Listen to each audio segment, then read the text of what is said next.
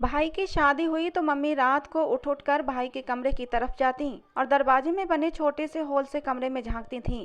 फिर कानों को हाथ लगाते हुए वापस आ जाती। मुझे मम्मी की इस हरकत पर बहुत गुस्सा आता था, क्योंकि माँ इसे अपने बहू बेटे के कमरे में झांकती है क्या। जब मैं मम्मी को उनकी इस हरकत से रोकती और पूछती कि आपको क्या ज़रूरत पड़ी है इस तरह भाई के कमरे में झांकने की, तब मम्मी की आंखों में आंसू निकल आते और वो अपने कांपते हुए हाथों को उठाकर कहती कि हे भगवान, मेरे बेटे को माफ़ कर देना, वो ऐसा नहीं है। फिर मुझसे कहती कि देखना, मेरी बहू पर भगवान का कहर होगा। मैं मम्मी की बात सुनकर कांप जाती थी और पूछती, मुझे तो कुछ बताइए, आखिर बात क्या है। तब मम्मी मुझे कुछ न बताती और फिर उस दिन के बाद मेरी माँ हर वक्त मुझे अपने साथ लगाए रहती, भाभी के पास भी ना जाने देती। फिर पता नहीं क्या हुआ कि मम्मी की तबीयत अचानक से बहुत ज़्यादा ख़राब रहने लगी। अब मम्मी को मेरी शादी की चिंता सताने लगी, लेकिन समय ने उन्हें इतना अवसर ही ना दिया और वो मुझे अकेला छोड़कर चली गईं। हाँ, मरने से पहले वो वसीयत करके गई थीं कि अपनी भाभी से दूर रहना और रात को अपना कमरा बंद करके अच्छे से लॉक करके सोना और अपनी भाभी को अंदर कमरे में बिल्कुल भी मत आने देना। अपनी भाभी के हाथ की दी हुई कोई भी चीज़ मत खाना, अपने हाथों से बनाना तभी खाना, भाभी के बनाया हुआ खाना भी मत खाना।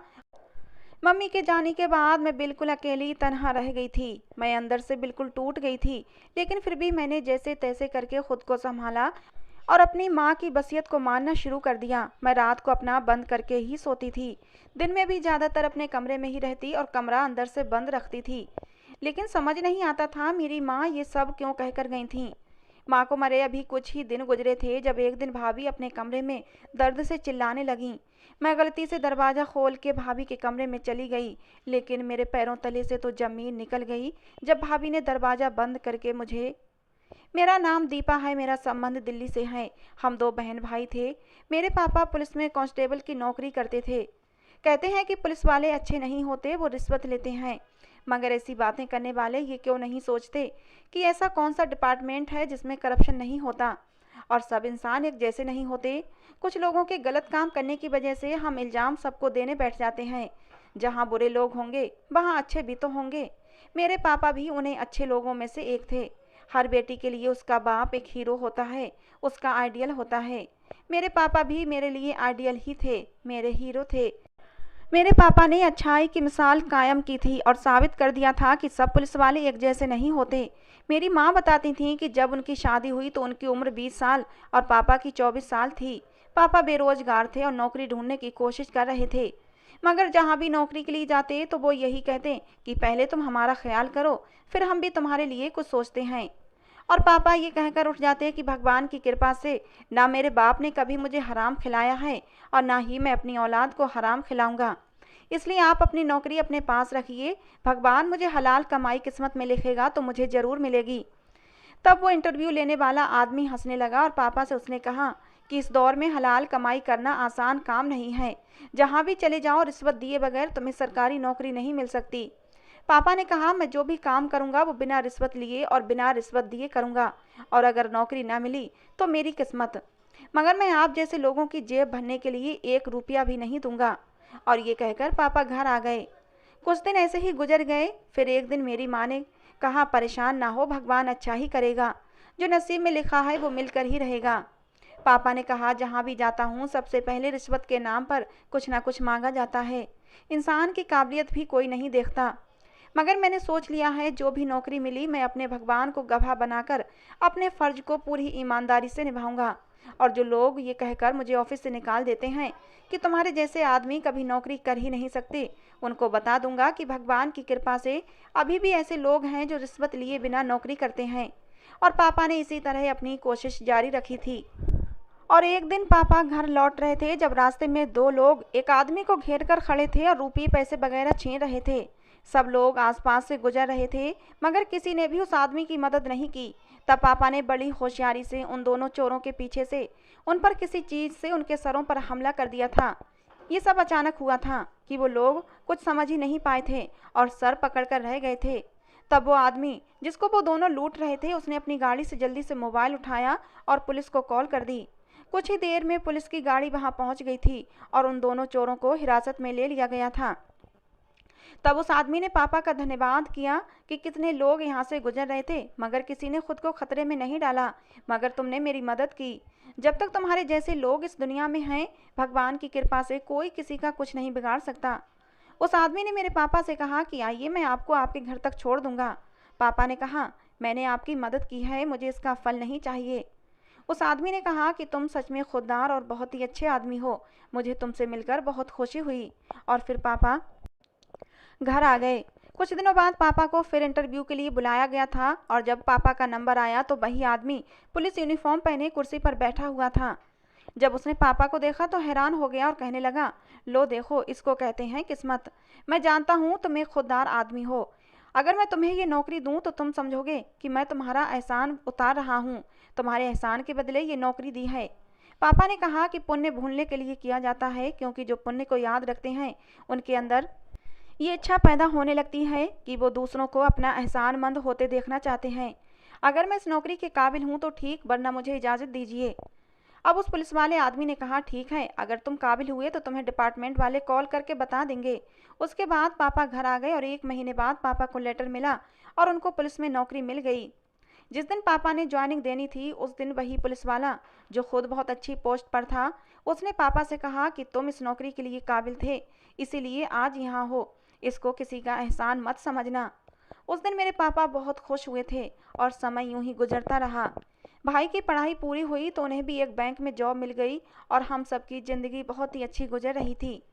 पापा की सर्विस ख़त्म होने में 1 साल रह गया था। पापा ने मेरा रिश्ता भी तय कर दिया था और भाई का रिश्ता भी अपने एक दोस्त के घर तय कर दिया था। बस शादियां करना बाकी थीं। पापा के इतने समय की सर्विस में पापा ने घर जायदाद कुछ भी नहीं बनाया था। पापा के पास जो मोटरसाइकिल थी वो भी नौकरी से पहले की थी। पापा कहते थे कि जितनी मेरी तनख्वाह है उससे खाने को 2 समय की रोटी मिलती रहे वही बहुत है। एक दिन पापा ड्यूटी पर थे, उन्होंने हाईवे पर नाका लगाया हुआ था। जब उनके सामने कुछ लोग ज़बरदस्ती कुछ औरतों और बच्चों को अगवा करके ले जा रहे थे और पुलिस के कुछ लोग भी उनके साथ मिले हुए थे। पापा ने जब चेकिंग के लिए उन्हें रोका तो पापा के साथ ड्यूटी पर मौजूद अफसर ने कहा कि आप इन्हें जाने दें, ये लोग मेरी जान पहचान वाले हैं। पापा ने कहा कि मुझे ये लोग कुछ गलत लग रहे हैं, इसलिए इनकी चेकिंग करना ज़रूरी है। पापा को अपने ऑफिसर की बात पर शक हो गया था, इसीलिए उन्होंने पहले ही अपने सीनियर ऑफिसर्स को खबर दे दी थी। उनमें से एक औरत ने पापा से इशारे में हाथ जोड़ते हुए मदद मांगी थी। पापा ने उन आदमियों से कहा कि आप सब लोग गाड़ी से बाहर निकलें, मुझे आपकी गाड़ी की तलाशी लेनी है।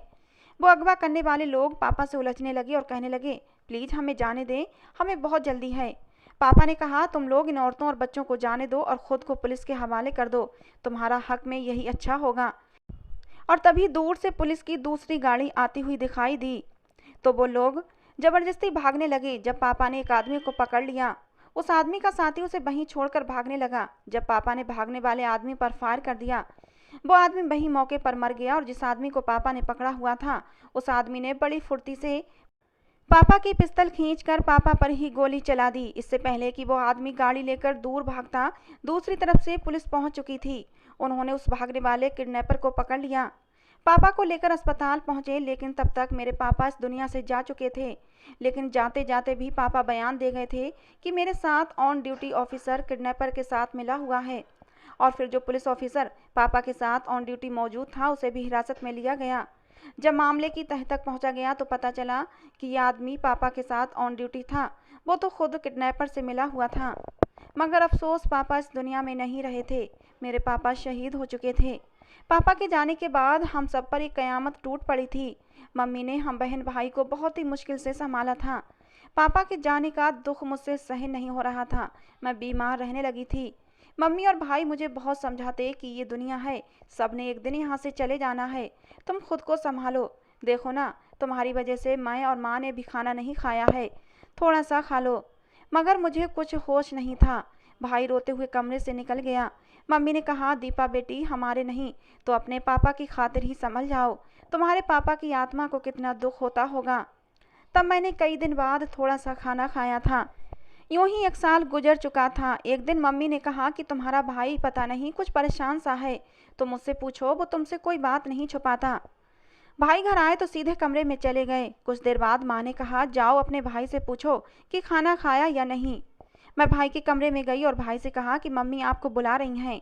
भाई ने कहा मुझे भूख नहीं है, तुम खा लो। मैंने कहा भाई क्या बात है, कोई परेशानी है तो मुझे बताओ।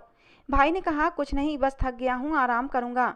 और उस दिन पहली बार भाई ने मुझसे झूठ बोला था। कुछ ना कुछ तो ज़रूर था जो भाई के चेहरे से ही साफ जाहिर हो रहा था, लेकिन भाई ने बताया नहीं। काफ़ी दिनों से माँ की तबीयत भी खराब रहने लगी थी। भाई बाहर जा रहे थे, मैंने कहा भाई माँ कुछ ठीक नहीं है, आप माँ को डॉक्टर को दिखा दें। भाई ने कहा मुझे पहले ही देर हो चुकी है, फिर किसी दिन डॉक्टर को दिखा दूंगा, तो माँ को तब तक कोई पेन किलर खिला दो, उसे खाने से माँ की तबीयत अच्छी हो जाएगी। भाई के जाने के बाद मैं हैरान हो गई, पता नहीं इनको क्या हो गया है। भाई पहले तो ऐसी बात नहीं करते थे, अब तो जब भी बात करो उखड़े उखड़े से शब्दों में जवाब देते हैं। एक दिन भाई ने कहीं पार्टी में जाना था। भाई ने मुझसे कहा कि दीपा मेरे नए वाले कपड़े प्रेस कर देना, लेकिन मुझे याद नहीं रहा, मैं और कामों में बिजी रही।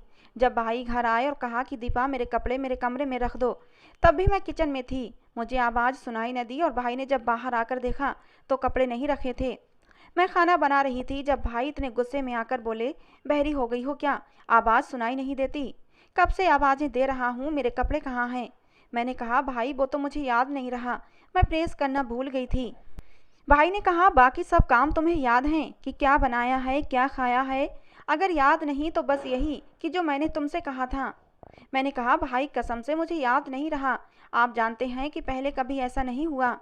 भाई गुस्से से बड़बड़ाते हुए घर से बाहर निकल गए। मैंने माँ से कहा भाई को क्या हुआ है, वो क्यों इतने नाराज रहने लगे हैं। माँ ने कहा कुछ नहीं, वैसे ही अपने काम की वजह से परेशान होगा, तुम टेंशन ना लो, घर आएगा तो मैं खुद बात करूँगी। पापा के जाने के बाद घर में बहुत अजीब सा माहौल हो गया था। भाई बात बात पर मुझसे और माँ से उलझ पड़ते थे। हालांकि पहले तो भाई ऐसे नहीं थे, हमारी छोटी से छोटी तकलीफ पर भी भाई अपना काम छोड़कर आ जाते थे। माँ कितनी दिनों से बीमार थी, बुखार में तप रही थीं, मगर भाई को बिल्कुल भी परवाह नहीं थी। न जाने हमारे परिवार को किसकी नज़र लग गई थी कि हमारे घर की खुशियाँ हमसे रूठ गई थीं। एक दिन मैं खुद ही माँ को लेकर डॉक्टर के पास गई थी। मैंने भाई को कॉल भी किया और माँ की तबीयत का बताया कि मैं डॉक्टर के पास लेकर आई हूँ, आप आ जाएं। तो भाई कहने लगे मैं बिजी हूँ, तो माँ को लेकर घर चली जाओ।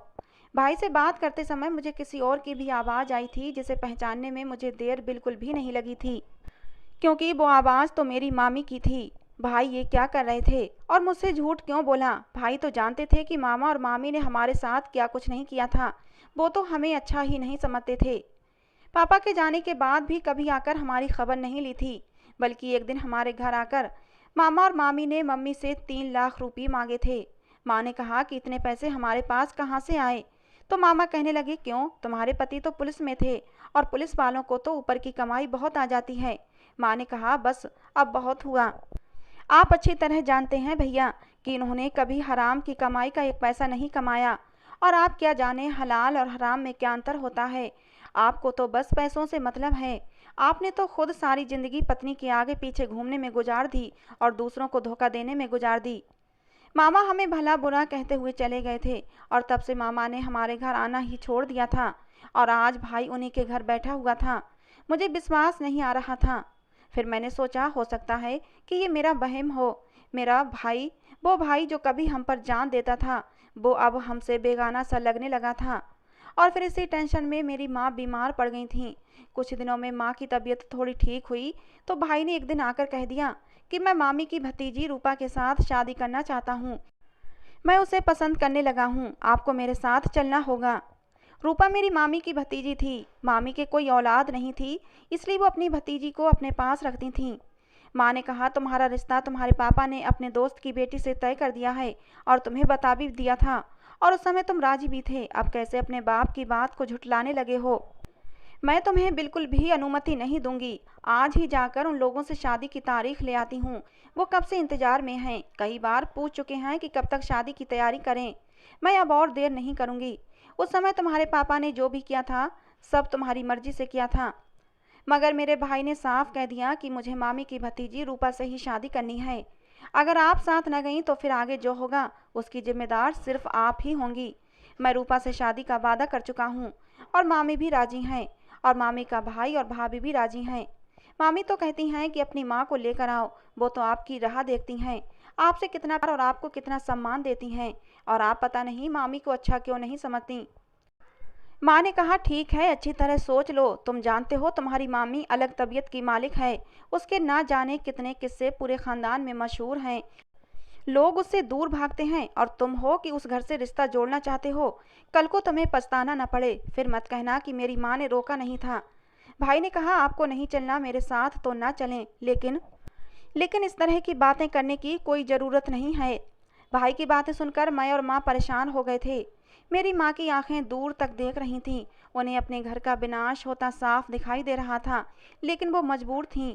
कहाँ हमारा इतना हंसता बसता घर था, मगर अब घर में अजीब सा माहौल रहने लगा था और दिन ब दिन हालात बिगड़ते ही जा रहे थे। उधर पापा ने भाई का जहाँ रिश्ता तय कर दिया था, वो लोग भी बार बार शादी का जोर डाल रहे थे, लेकिन मम्मी उन्हें क्या जवाब देती।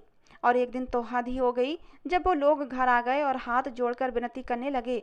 बोले कि बहन जी, अब जल्द से जल्द शादी कर लो, हम कब तक अपनी लड़की को घर पर बिठा कर रखेंगे।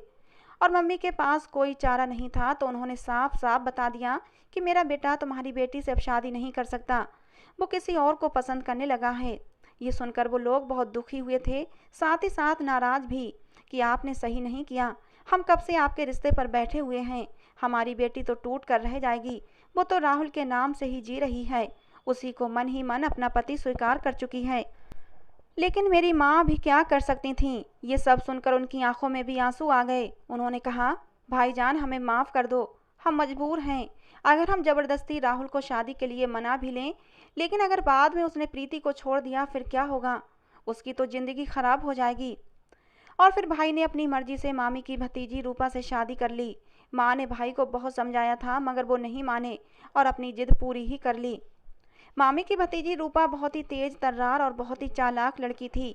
भाई के सामने तो बहुत ही धीरे और प्यार से बात किया करती थी, लेकिन जैसे ही भाई घर से चले जाते तो भाभी का व्यवहार मेरी माँ के साथ बहुत ही अजीब हो जाता था। मैंने जो बात नोट की थी वो बड़ी ही अजीब थी। अब मेरी माँ रोज रात को भाई के कमरे के बाहर खड़ी होकर अंदर झांकती थीं। मुझे अपनी माँ की ये हरकत बुरी लगती थी। जो भी हुआ था हमें उसे स्वीकार कर लेना चाहिए था और भाई भाभी की पर्सनल लाइफ में हमें दखल नहीं देना चाहिए था। मैं माँ से पूछती तो वो मुझे कुछ ना बताती, मगर मेरी मासी को वो हर बात बताती थीं और उनसे कहती कि तुम बस अब जल्द से जल्द आ जाओ।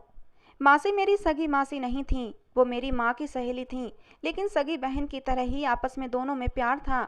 और उनके बेटे से ही मेरी माँ ने मेरा रिश्ता तय कर दिया था। वो लोग लंदन में रहते थे। मेरी माँ हर समय परेशान रहती और भगवान से एक ही प्रार्थना करती कि हे भगवान, मेरे बेटे को माफ़ कर दे, वो निर्दोष है। और मुझे कहती कि तुम्हारी भाभी रात को जो हरकत करती है, तुम देखना एक दिन उसके ऊपर भगवान का कहर टूटेगा। मैं माँ की बात सुनकर कांप जाती थी।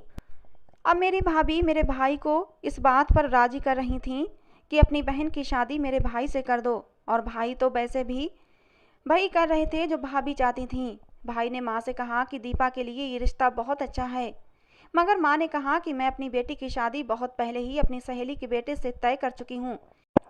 तुम्हें तो तुम्हारी पत्नी ने अंधा कर दिया है। तुम्हें तो अपनी माँ और बहन नज़र ही नहीं आती।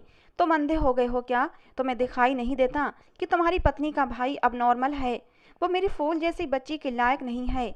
अब मेरी बेटी से दूर रहो। तुम्हारी वजह से सब कुछ बर्बाद हो गया है। मेरी फूलों जैसी बच्ची तुम्हारी पत्नी के कामों के बोझ के तले दब गई है। तुम्हारी पत्नी सारा सारा दिन कमरे में पता नहीं क्या करती रहती है, घर का कोई भी काम नहीं करती। मैं बीमार हूँ, मुझे संभाले या तुम्हारी पत्नी को संभाले। भाई ने कहा, बस करें माँ, आप तो शुरू से ही रूपा के खिलाफ थीं, अब इसीलिए इस तरह की बातें करती हैं। माँ ने कहा, अभी भी समय है, संभल जाओ, वरना बाद में बहुत पछताओगे। भाई ने माँ की बातें अनसुनी कर दी और कमरे से बाहर चले गए। मेरी माँ हर समय मुझे अपने साथ रखती, आंखों से ओझल ना होने देती। जरा भी इधर उधर हो जाती तो माँ परेशान हो जाती। माँ फ़ोन कर करके अब सुनीता मासी को अपने पास बुलाने की जिद करती थीं कि सुनीता, अब तुम आ जाओ और अपनी अमानत अपने साथ ले जाओ। मेरी ज़िंदगी का कोई भरोसा नहीं और पता नहीं मेरे बाद ये लोग मेरी बच्ची के साथ क्या करेंगे। सुनीता मासी ने विश्वास दिलाया था कि मैं जल्द ही हिंदुस्तान आ रही हूँ और सब कुछ ठीक हो जाएगा, तुम बिल्कुल भी चिंता मत करो। माँ की ये बेचैनी देखकर मैं बहुत हैरान होती थी, भाभी के करीब भी ना जाने देती। अचानक माँ की तबीयत बहुत ज़्यादा ख़राब रहने लगी और उन्हें मेरी शादी की चिंता और भी तेज़ी से सताने लगी। लेकिन समय ने उन्हें इतना अवसर ही ना दिया। लेकिन मरने से पहले वो वसीयत करके मरी कि अपनी भाभी से दूर रहना और रात को कमरा लॉक करके सोना और अपनी भाभी को कमरे के अंदर बिल्कुल भी मत आने देना। जब तक कि तुम्हारी सांस नहीं आ जाती तुम्हें बहुत सावधान रहना है। मैं ऐसा ही करती थी। अभी माँ को गुजरे 1 महीना भी नहीं हुआ था जब एक दिन अचानक भाभी दर्द से चिल्लाने लगी। मैं गलती से दरवाज़ा खोलकर भाभी के कमरे में चली गई, लेकिन मेरे पैरों तले से ज़मीन निकल गई, क्योंकि मेरे अंदर जाते ही भाभी ने दरवाज़ा बंद कर दिया और बड़ी अजीब आवाज़ में कुछ पढ़ कर मेरे ऊपर फूंकना शुरू कर दिया। मैं दरवाज़ा खोलकर बाहर की तरफ भागी थी कि अचानक ही मैं अपनी मासी से टकरा गई। मासी के साथ एक बूढ़ी औरत भी थी। उसने कहा, घबराओ नहीं, अब मैं आ गई हूँ। उस बूढ़ी औरत ने भी कुछ पढ़ना शुरू कर दिया। तभी भाभी अजीब सी आवाज़ों में कहने लगी, बूढ़ी औरत क्यों मेरे हाथों मरना चाहती है? चली जा यहाँ से। और दीपा, तेरी शादी तो मैं अपने भाई से ही करवा कर रहूँगी। हमारी किस्मत अच्छी कि उसी समय भाई भी घर आ गए थे। भाई अब सब जान चुके थे। वो बूढ़ी औरत, उसने एक गोला बनाया, मुझे, मासी और भाई को एक एक ताबीज़ पकड़ा दिया और कहा कि इसे छोड़ना मत, और ऊंची आवाज़ में कुछ पढ़ने लगी। भाभी अब अजीब सी आवाज़ में उस औरत से कहने लगी, मुझे छोड़ दो, मेरा कोई दोष नहीं है। मुझे मेरी बुआ ने जो कहा था मैंने वही किया है। मगर वो बूढ़ी औरत कुछ पढ़ कर मेरी भाभी पर फूंकती ही जा रही थी और कहने लगी कि दीपा की माँ को मारने वाली यही औरत है। उन्हें कोई बीमारी नहीं थी। इस लड़की ने ही ताबीज़ों के जरिए उनकी जान ली है। इसलिए नींबू को काट कर उसमें ताबीज़ रखकर सुइयाँ लगाई गई हैं। इस नींबू का रस लेकर अपने पति को पिलाती रही है। उसके दिल और दिमाग को इसने बांध दिया है ताकि अपने घर वालों से वो नफरत करे और इससे मोहब्बत करे। अचानक भाभी रोती हुई भाई के कदमों में बैठ गईं और हर बात बताने लगीं। असल में मेरी मामी पूरे ख़ानदान में जादूगरनी मशहूर थीं। उन्होंने जादू टोने के जरिए मेरे भाई को अपने बस में कर लिया था और फिर अपनी भतीजी से शादी करवा दी। अब मेरी भाभी रोज़ रात को कमरे में एक ताबीज़ जलाती थीं ताकि मेरा भाई उनकी मुट्ठी में रहे और उस घर पर सिर्फ मेरी भाभी की हुकूमत रहे। बस मासी ने आने में देर कर दी थी। काश वो मेरी माँ के मरने से पहले आ जाती। मगर आज वो घर आई तो सब सच्चाई खुल चुकी थी। भाई ने उसी समय अपनी पत्नी को तलाक देकर घर से निकाल दिया। आज भाई रो रहे थे। मासी मेरे पास बैठी थीं। मासी ने कहा, बस अब सब ठीक हो जाएगा, तुम परेशान ना हो। मैं मासी के गले लगकर रो रही थी। हमारे अपनों ने क्या क्या जुल्म किए थे, क्या मिला उनको मेरी माँ को मुझसे छीनकर, क्या बिगाड़ा था मेरी माँ ने और मैंने उन लोगों का। यूँ मेरे प्यारों को मुझसे न छीनते। फिर मैंने मासी से पूछा कि आपको ये सब कैसे पता चला। तब मेरी मासी ने बताया कि तुम्हारी माँ ये हकीकत पहले ही जान गई थी। उसने ही मुझे फ़ोन करके यहाँ बुलाया था, मगर टिकट समय पर न मिलने की वजह से मैं समय पर ना पहुँच सकी। भाई अभी तक रो रहा था, मगर अब समय गुजर चुका था। लेकिन इसमें भाई का भी दोष नहीं था। ये जादू इंसान को उसके बस में नहीं रहने देता। इंसान वही करता है जो जादू टोने वाले कहते हैं। भाई ने मुझसे माफ़ी मांग ली थी। मैंने भी भाई को माफ़ कर दिया था, क्योंकि भाई तो निर्दोष थे, उनका कोई दोष नहीं था। हमें तबाह करने वाले तो मेरे मामी और उनकी भतीजी थी। और फिर कुछ समय बाद रूपा का एक एक्सीडेंट हुआ और वो मौके पर ही मर गई। रूपा के गम में मामी पागल हो चुकी हैं और मामा के कारोबार भी डूब गया है। ऐसा लगता है कि जैसे कल की ही बात हो। जहाँ मेरे पापा ने भाई का रिश्ता तय किया था, वो लोग अब भी अपनी बेटी की शादी मेरे भाई के साथ करने के लिए तैयार थे, क्योंकि उनकी बेटी प्रीति मेरे भाई राहुल से प्यार करती थी और उसने कहीं दूसरी जगह शादी करने से साफ मना कर दिया था। प्रीति राहुल भाई के प्यार में दीवानी थी और वो अब भी राहुल भाई से शादी करने को तैयार थी। मेरी मासी ने भाई की शादी वहीं करवा दी। मेरी प्रीति भाभी बहुत ही अच्छी हैं। फिर कुछ दिन बाद मेरी मासी भी मुझे शादी करके अपने घर ले गईं। यहाँ भी सब लोग बहुत ही अच्छे थे। मेरा पति मेरा बहुत ध्यान रखता था। मामी अब पागल हो चुकी हैं और वो गलियों में इधर उधर भटकती रहती हैं और मामा चारपाई से लग गए हैं। अपने किए की सज़ा उन लोगों को मिल गई है।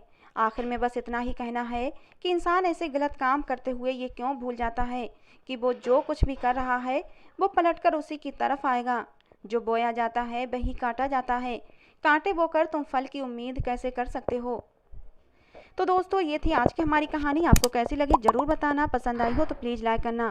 रोज़ एक नई कहानी सुनने के लिए हमारे चैनल को सब्सक्राइब करना। कहानी को अंत तक सुनने के लिए आप लोगों का बहुत बहुत धन्यवाद दोस्तों। मिलते हैं अगली किसी नई कहानी के साथ।